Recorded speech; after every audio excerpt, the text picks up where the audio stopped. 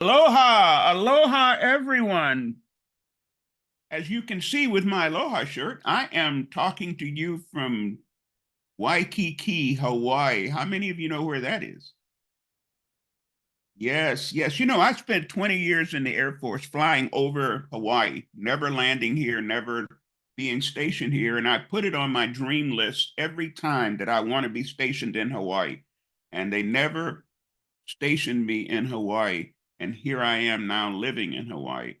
And it was really a dream that needed to come true because I once told the governor of this state at a meeting where I was in attendance that I wasn't leaving Hawaii, so there was no way he could get me out of here. I'm on the inventory. I'm never leaving. So Hawaii is a beautiful place.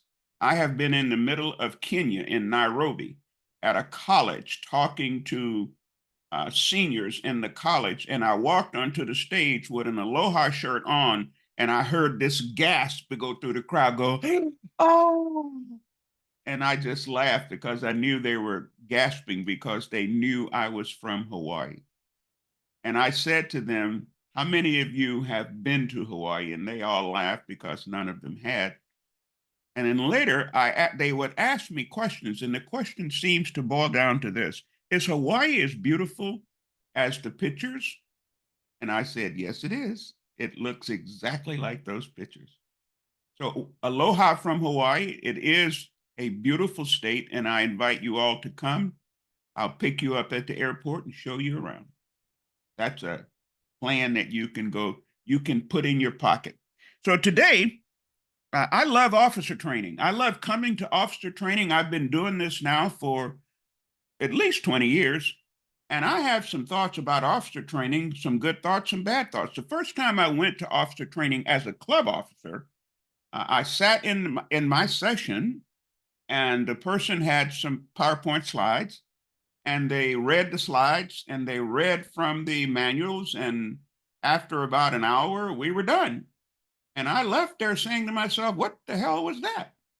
And then I went back to my club and dug into the manuals and tried to figure out how my role was going to impact my job as Toastmasters. Now, it didn't improve very much over the next many years. And I never understood what's the purpose of officer training. We go to officer training and they show us some slides and they read us things that we already know. And then they give us a credit and we leave. We haven't learned anything. I didn't say that out loud, but that's what I was thinking. So I want you to know that. At some point, I started volunteering to do officers training, not as a presenter, but as a speaker. And I said to them over all these years, I've done this probably 100 times. And the things that I'll say to you today is pretty much the things that I said to them then and have been over and over and over. And these are things that are close to my heart, dear to me. I love Toastmasters. I love Toastmasters, oh, beyond anything. And the reason I love it so much is because it's the greatest gift that I've ever given to myself. And I want to explain to you that there are two things that we can be doing as civilized people. We can either be fighting or we can be talking. I prefer talking. And if I want to talk, I want to be the best at talking. And if I want to be the best at talking, I need to be trained to do that. And if I want to be trained to do that, I need to look around and find out where do you get that training? Dale Carnegie, college courses? You don't have to do all that. Luckily, somebody drugged me to a Toastmasters meeting, kicking and screaming, not wanting to go to this Toastmasters thing, whatever the hell that was, because they never explained it to me. I went to the meeting and I joined that day, and I never looked back. And the reason that I've been around all these years, and it's been over 30 years, and I've been in the World Championship of Public Speaking 2 times. I won it the second time. Thank you very much. Applause, please. Applause. Come on, come on. Thank you, thank you, thank you. The reason that I'm still a Toastmaster after being the world champion is because I learn something almost every time I go to a club meeting. I met the most remarkable and smartest and clever people that I think that I would ever have met in my life. I would not have met these people had I not been a Toastmaster. I think Toastmasters are some of the movers and shakers in our society. I really believe that. So, what about officers training? I came today to talk about something that has become a major theme in my life, and I call it lean in. I knew what lean in was when I was 5 years old. I just didn't know the name of it. I had a teacher. Her name was Miss Stocking in first grade, and she sat me on the front row in class, and she took a liking to me. And I would raise my hand when she asked questions, and I knew my ABCs, and I knew how to write my name. All of that because of the impact that this one person was having on my young life. She was the first woman that I had a liking for, other than my mother. And I liked her a lot. And so I wanted to please her. And therefore, I sat on the front row. I sat up straight. I answered all her questions. I did my homework. I did all of those things. I was leaning into my life. And now, many, many decades later, that still has an effect on me. And it is the way that I have lived my life. And I've accomplished some marvelous things in my life. Why did I join the World Championship of Public Speaking after only 3 years in Toastmasters? I didn't know I couldn't. Somebody had to win it. My attitude was somebody got to win this thing. Why not me? And if I win it, I'll be on TV. They'll have parades for me. I'll meet the president. I had all of these thoughts. That's leaning in. I remember when I volunteered to be a club officer. I volunteered to be sergeant at arms. I volunteered to be uh, the secretary and the treasurer and all of those things. And I was terrible at that stuff. Terrible. The only thing that I really was good at was being president of my club. And I wanted to be good at VPE, but that's a hard job. And I didn't have sense enough to get help. I tried to do it and couldn't do it, failed at it miserably, but nobody ever complained about me not being good at this stuff. It was kind of like, you're the VPE. If you can just hang on for 6 months or a year, everything will be fine. You could give it over to Bob, and Bob will do it, and everything will be just marvelous. Toastmasters, let me say something to you today. The thing that I want you to take away from this today. If you step up today after these sessions and you lean into what it is that you have well, I don't know why you have gotten these officer jobs. Most of you probably campaigned vigorously against stiff competition, and you won the elections, and you're now here to claim your prize and get the badge and go out and march and make things better. Isn't that how it went? Yeah, I know. Yeah, I got it. So, but let's suppose that you take it seriously. Let's suppose that you take this sergeant at arms, this VP of education thing seriously. Let's suppose you use AI to help you develop and schedule all of your agendas.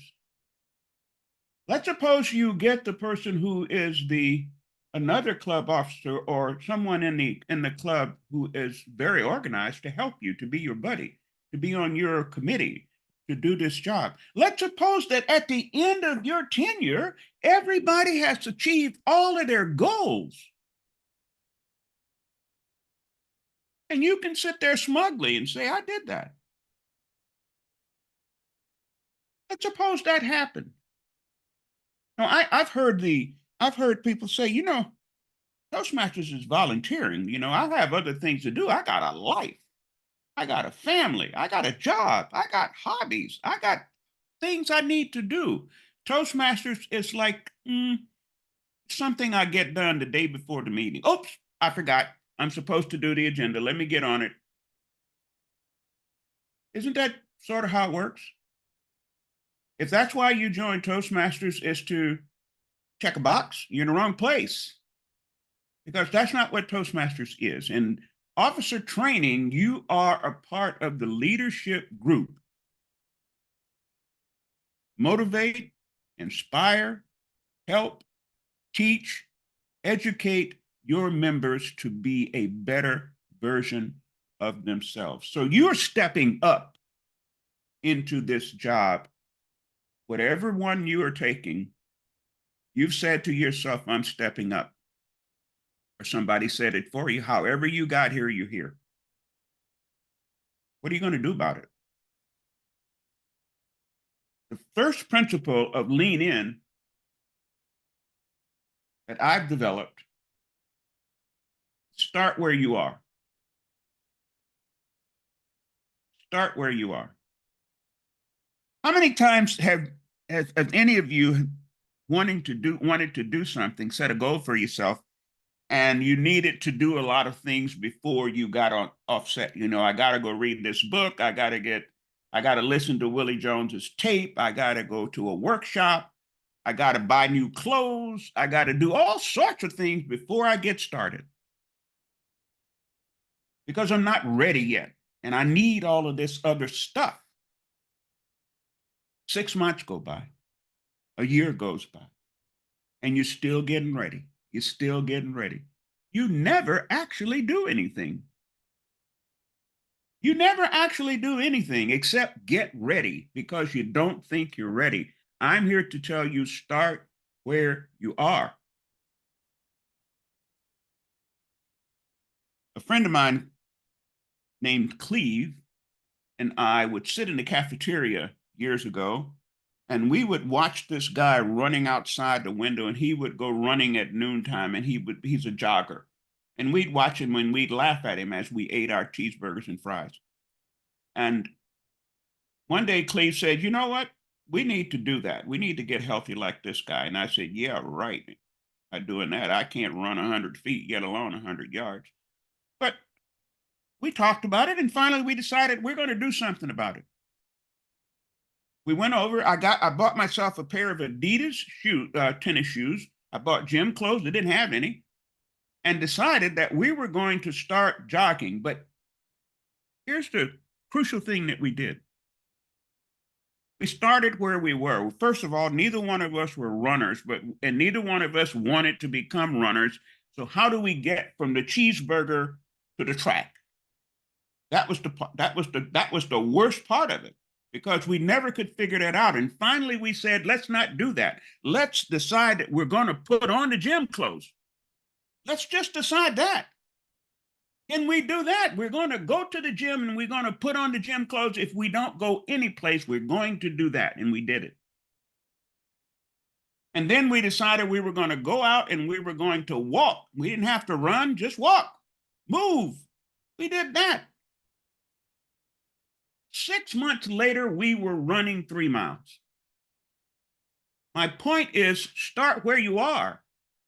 Don't decide that you need 1,000 things before you get started. Do something, step up, decide something, do something, repeat. Decide something, do something, repeat. These things may sound simple to you, but what I've learned over my many years of living is that life can be reduced to simple things. Any complex problem is not solved by doing complex things. It's solved by doing the simple things. And the simple things then solves the complex problem. Think about that. If you do the simple things, the complex problem will take care of itself. We started by deciding to do something, and then we decided to continue. It builds on itself.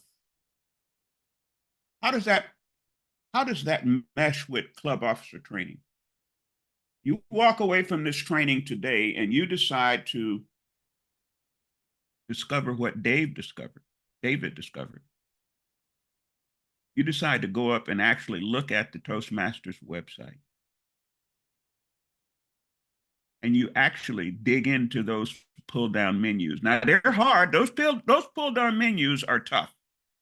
I mean, they're tough because sometimes I'm sitting here trying to do that and I've lost my place and I don't know where the hell Club Central is. I was there last night. I should have taken notes and I didn't do it. And damn it, I'm scratching my head and I'm about to give up and it pops up and there it is.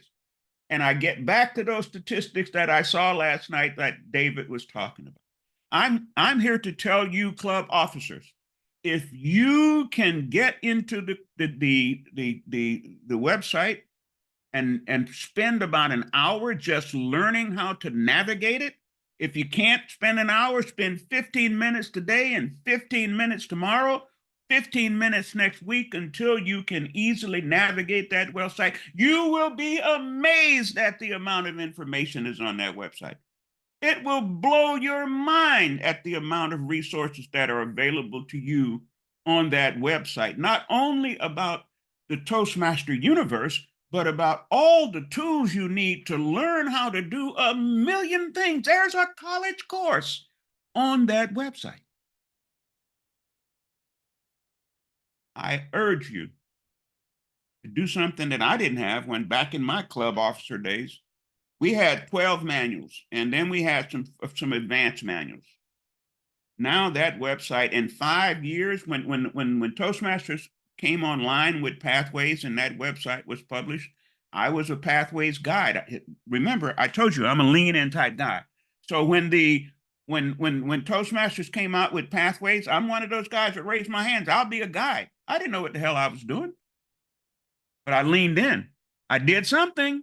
I didn't sit there scratching my head. I said, I'm going in here and I'm going to learn this thing and I'm going to make it better for everyone else. And I'm urging you today, as club officers, make the website your friend. Make Toastmasters International your friend. It will keep you very, very well informed on anything that you want to learn. The second principle is use what you got. You got the website. That's all you need to do your job. If you want to go bigger, go bigger. I know people personally who have spent tens of thousands of dollars trying to find ways to become a better version of themselves. They've attended the workshop, the advanced workshop, the boot camp. They've traveled miles and miles and miles to go to all sorts of sessions with gurus and masters and all of these fine people who are all over the world who tell you if you just attend my workshop, read my book, you're going to be this, this, and this. And people believe that. And I see them and say, where are you going? Off to another workshop, going to spend a week. We're going to walk on hot coals and they're going to hang us upside down in a cold place and all of that stuff. And when I come back, I'm going to be a new version of myself. I go, good. See you when you get back. They come back and I said, how'd it go? It was great. And they tell me all of these things that they learn and all of these things they're going to do. And for the next 3 or 4 days, they are a little bit different. They do act a little bit different. They do a few things different. A week later, they're kind of going the other way. 2 weeks later, they're back to who they were. Because you are who you are. You're who you are. Use what you got. My formula is this. Go to the door, open the door, bet on yourself, and jump. Just go. I believe that sincerely. Start where you are. Move a little slowly. Move a little slowly. You'll get a little quicker. Pretty soon you'll be gliding along. Remember, we learn from children. Children are the purest form of thinking and creativity. When a child is struggling to walk, have you ever seen that? If you have children or if you've seen videos of it, They're crawling along and they're watching and they're looking, and pretty soon they're pulling themselves up and they're shaky and they fall down. And before you know it, one day they take 3 steps and it seems like something blows up in their head and they go, oh my God, I walked, and they sit down. And then if you're there and you give them applause and they'll laugh and it's all fun and everything, and then they struggle to get up again, and before you know it, you can't catch the little buggers. They're all over the place like cockroaches. They're everywhere. But it happens that way. It's the same thing in your life. Club presidents, you can be tyrants. I was kind of tyrannical when I was a club president, because I'm a stickler for starting a meeting on time and ending the meeting on time. I'm a stickler for that. So if you were in the middle of one of your rants at the end of the meeting, I'd gavel the meeting closed. I want you to know that every position in the club has very, very important things for the membership. Doesn't matter whether you're the secretary treasurer, doesn't matter whether you're the VPE or the president or VPR membership or public relations. Each of those jobs have very important impacts on your club. You as individuals are a lot more powerful than you think. Do you know that your mindset and how you see the things that you do create the reality itself? Do you know that? Do you know that if you think things are better, they will be better? If you think they're bad, they will be bad. Do you know you can't win a race if you don't think you can win it? No way. I hate it when people say, I'm going to do my best. No. Gonna win it. If you're in this thing, you're going to win it. Well, I'll do my best. Nope. That's a terrible mindset. If you're going to become a world champion of public speaking at the club level, you have to be thinking win, win, win. As the club president, VPE, you're looking out there and you're saying to yourself, president's distinguished. Nothing else is acceptable. Nothing else is acceptable. If I have to help the VPR, if I have to help the other club officers, I'm going to do that because we're a team. If one fails, we all fail. So therefore, we're all going to work together. Lean in means don't mail it in. Lean in means don't pencil it in. Lean in means lean into it. Do a little bit more. I'm not saying change your life in a way that disrupts your life. I'm saying do a little bit every time. Lean in means doing something just a little bit above the normal. What happens is, I guarantee you, it feeds on itself. It becomes habitual and you want more. And you want to do more. Every success builds another success. Every time you convince someone to go to Pathways and do that level 1 or that level 2, and they get it done and you certify it, it's a victory for both of you. Every time a new member comes to your club and that a new person, a guest comes and they are converted to a member, it's a win. Conversely, when someone leaves and they don't come back, it's a loss. I spend a lot of time trying to figure out, why do people leave our club? And over the years, I've never figured it out, but I've always wondered, why would someone not want to be a Toastmaster? What would run you away from this? I don't know what other people do or what they think. I just know that in myself, you can't run me away. I don't care how crazy you may be. That's on you. That's not on me. I don't go to the meeting because of you. I go to the meeting because of me.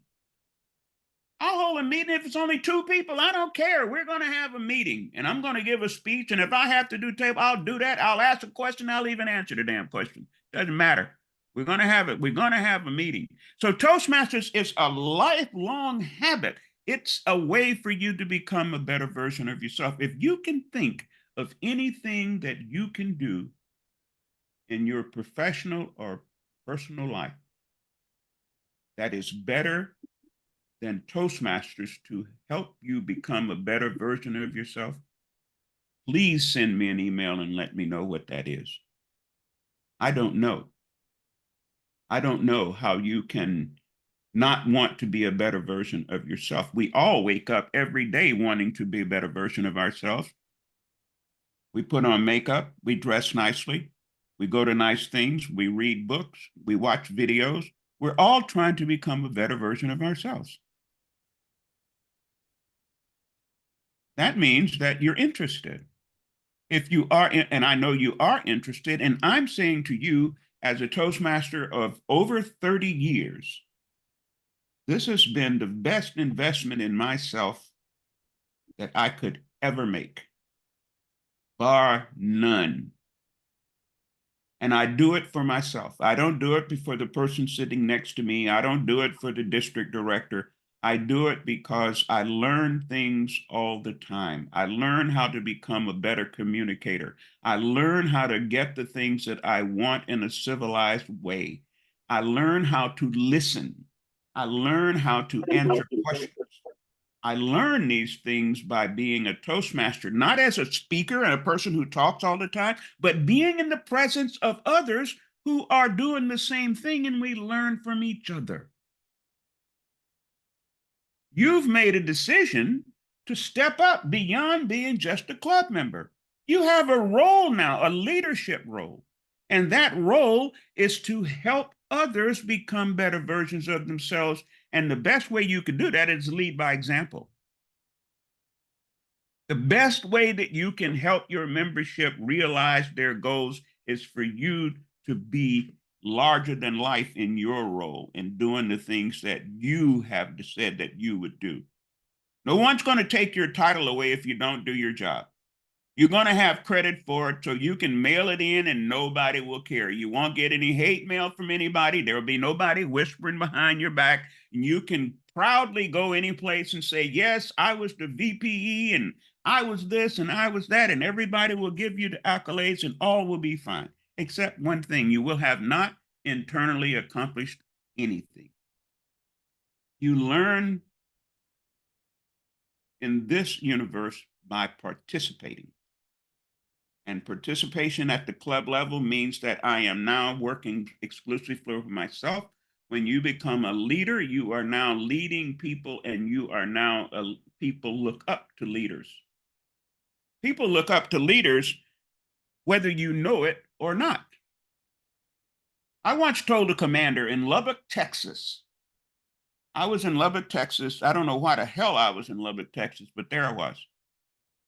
And the commander was having, he didn't understand how much impact, well, I don't know whether he didn't understand. He may not have cared. But I told him one day, sir, if you start writing your memos, use green ink. And he said, what's that going to do, Jones?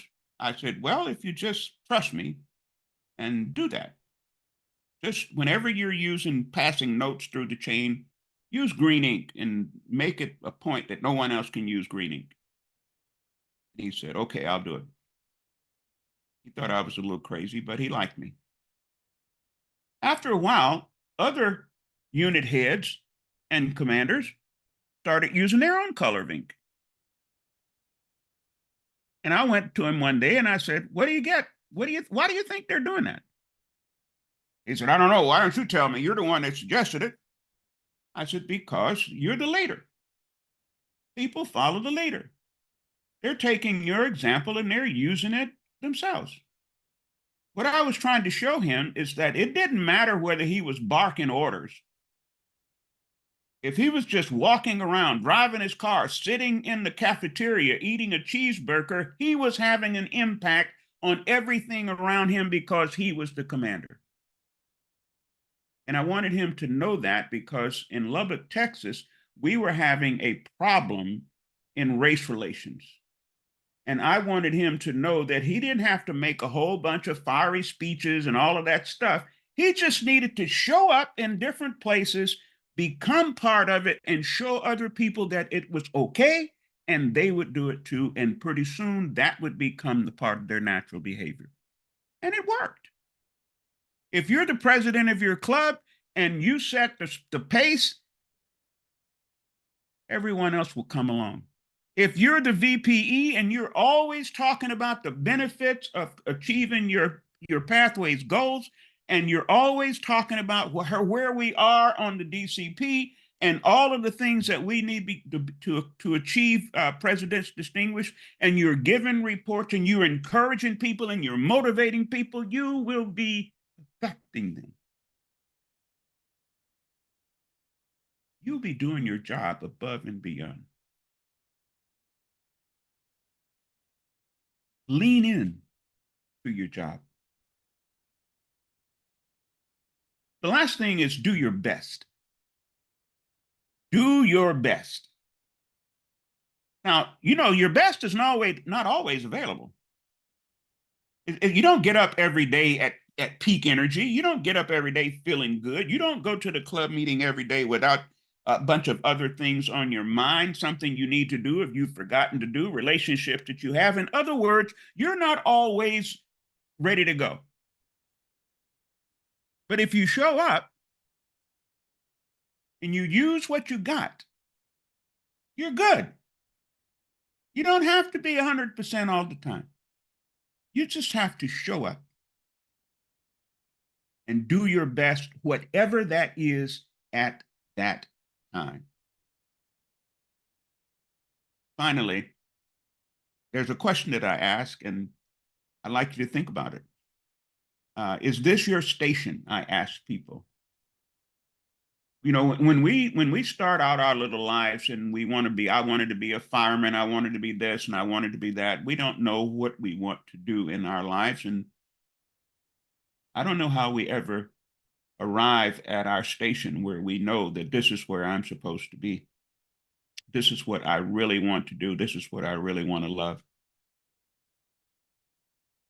I'll tell you that after COVID was over and all of these millions of people were missing, and everyone was saying, where did they go? They didn't die. A lot of people died, but these people didn't die. They just didn't never return to their jobs. Where did they go? Well, everyone has a theory, and I'm sure that psychologists, psychiatrists, and all sorts of scientists have tried to figure it out. I'm none of those things, but I have my own theory. They found their station. They found their station. That doctor who was over there being worked to death and never had a chance to do anything. And the only reason he was a doctor is because his dad was a doctor and his mom said, you're going to school and you're going to be a medical doctor. And he did that. All he really wanted to do was sell hot dogs. That's it. That was his station. You know what COVID allowed millions of people to do was break free. They found out that they could actually survive without going to that drudgery job that they had, or whatever life they were leading, and felt somehow confined or constrained by whatever it was that was holding them in place. COVID happened, and all of a sudden, they were free. They never returned. Now, that could be a good thing or a bad thing. I think it's a wonderful thing, because I have been free for a long time. And I think myself, that's my answer to where those 3 millions of people went. I have a friend, one of the only person that I've ever met, and I know personally, who found his station at 7 years old. I have a picture of him. He showed it to me. 7 years old, Hilo, Hawaii. His name is Perry Valeriani. At 7 years old, he is holding in his hand a model airplane. And he has a shirt on with an airline's logo on it. The model airplane was an Hawaiian Airlines airplane. Shirt had a Hawaiian Airlines logo. 7 years old. At 16 years old, he went and started washing airplanes at Hilo Airport in order to learn to fly an airplane. He was my flight instructor, how I met him, and he helped me get a pilot's license. During that time, he and I would talk all the time when we became good friends. And he told me that he wanted to be a pilot for Hawaiian Airlines. He didn't tell me that he'd always wanted to be a pilot for Hawaiian Airlines. But I helped him understand how to do interviews and what to do at the interview and worked on that. He got a job at Hawaiian Airlines about 20 years ago. Today, July 13, 2024, he is the chief pilot at Hawaiian Airlines. He's the #1 guy. He knew where his station was at 7 years old. He knew that's what he was supposed to do.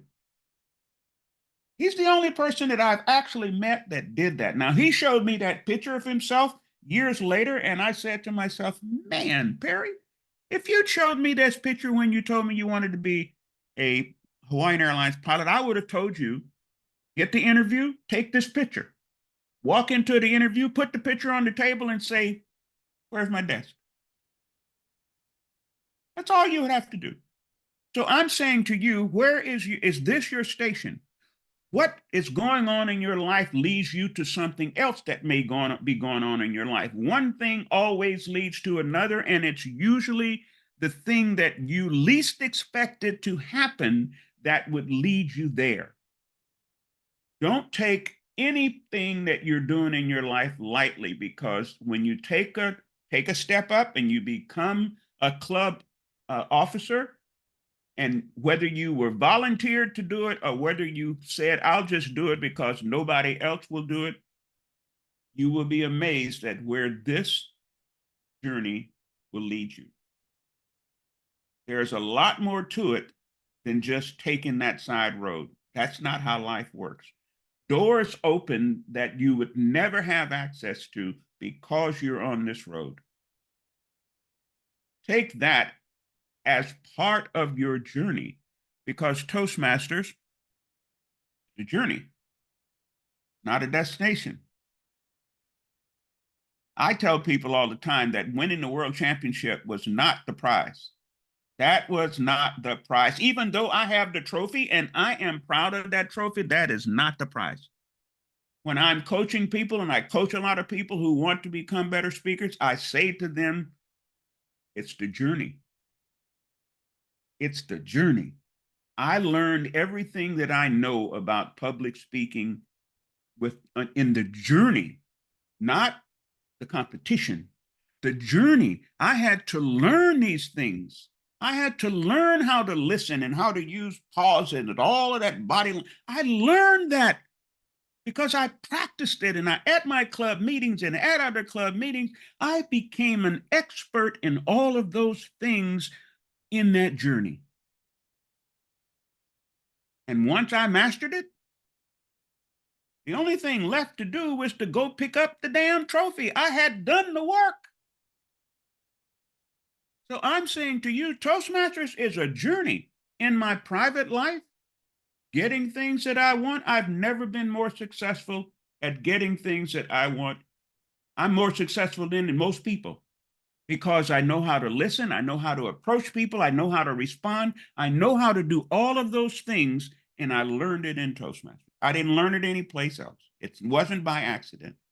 And I never thought that this word Toastmasters would lead me. You don't know where you're being led to go. You don't know what your station is. I'm saying no matter what you're doing, and right now, this is a new journey you're on because you've stepped up to become the president or the VPE or the VPR and all of the things that you're now going to do.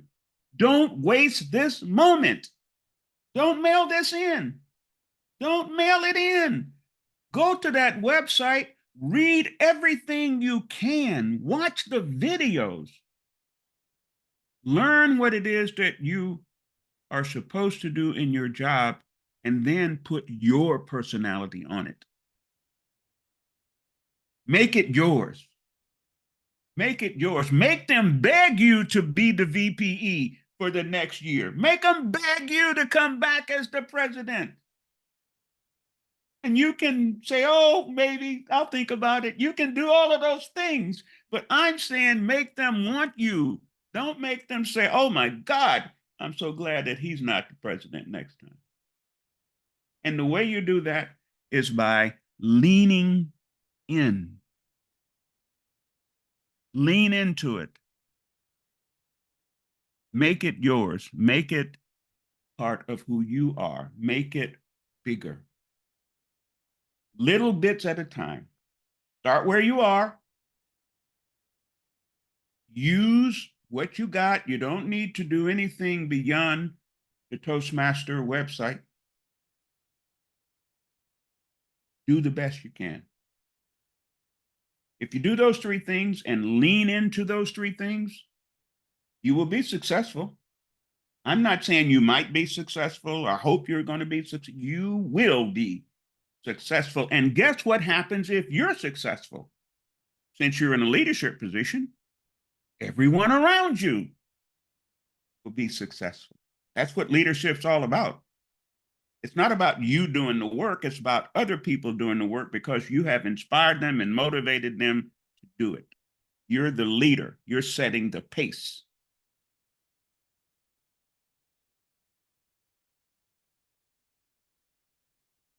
I hope I've helped you today.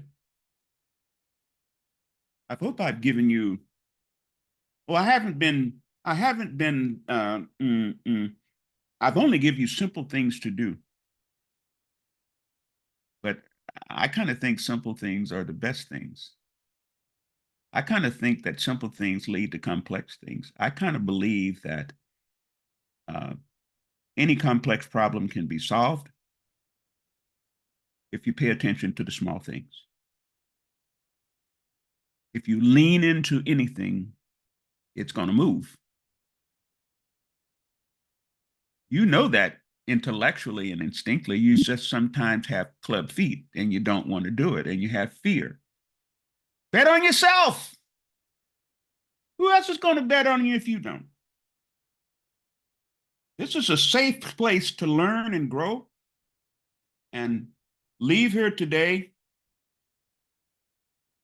I hope to see your names, whoever you are, and I don't know whether I'll get a copy of this or not, but I know some of you. I know Julie and I know other people in District 100. I'll check in from time to time and say anything wonderful happened out there, somebody I can send an email to or a text message and say, way to go, Dave. Gotcha. I heard you were doing such and such. Lean in. Start where you are. Use what you got. Do the best you can. Thank you very much.